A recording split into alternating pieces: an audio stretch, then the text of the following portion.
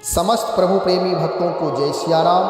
एक बार गोस्वामी तुलसीदास जी से जिज्ञासु भक्त ने पूछा, महाराज जी, हनुमान जी को खुश करने का सबसे सरल उपाय क्या है? कोई ऐसा साधन बताए जो जन सामान्य भी हनुमान जी की कृपा प्राप्त कर सके। गोस्वामी तुलसीदास जी महाराज को बड़ी प्रसन्नता हुई। कम से कम इसके हृदय में ऐसी भावना तो जगी कि भगवान की उपासना, भक्त की उपासना, हनुमान जी महाराज की हम उपासना करें। उपासना करने की जिज्ञासा तो हुई, इसे बताना चाहिए। गोस्वामी तुलसीदास महाराज ने कहा कि ये बताओ कि आप उपासना करना चाहते हो, वास्तव में हनुमान जी का आशीर्वाद प्राप्त करना चाहते हो? वह कहा, महाराज अवश्य मेरी जिज्ञासा है कि हनुमान जी की उपासना मैं करूं, परंतु मुझे पता नहीं है। बहुत सारे लोग नाना प्रकार की उपासना बताते हैं, किताबों में नाना प्रकार की उपासना लिखी हुई है, तो मैं किस प्रकार करूं, कैसे उपासना करूं, यह मैं निर्णय नहीं कर पा रहा हूं, इसलिए आप कोई उपाय बताएं। गोस्वामी तुलसीदास जी महाराज ने कहा कि आप भक्त हो, आप उत्तम कुल परिवार में जन्म लिए हो, माता पिता उत्तम मिले हैं, ये भारत भूमि है।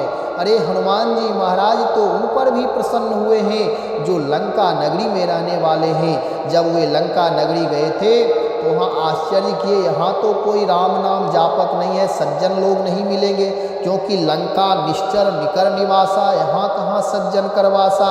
ये तो लंका नगरी है, निशाचरों की नगरी है, यहाँ समूह के समूह सब निशाचर ही हैं, राष्ट्रद्रोही हैं, अधर्मी ही हैं, यहाँ सज्जन कहाँ मिलेंगे।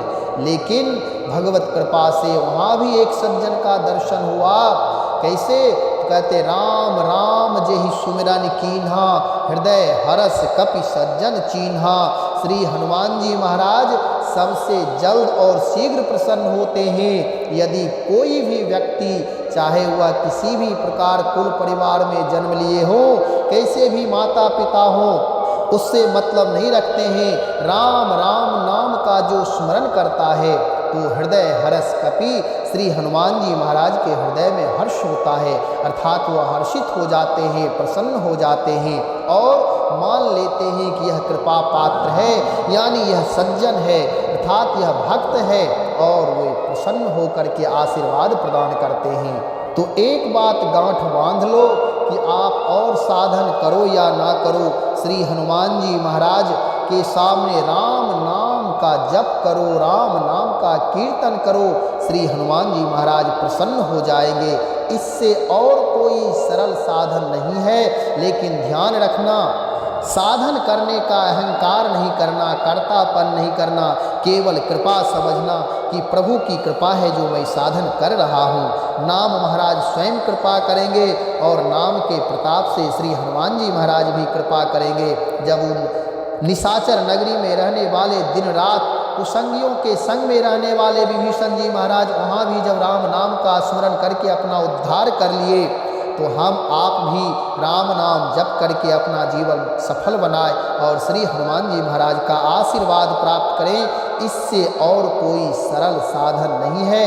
सरल साधन होते हुए भी सबसे उत्कृष्ट साधन है।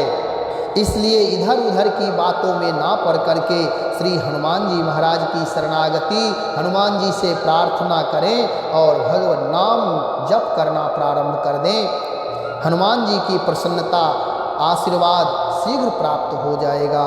श्री राम जय जय राम।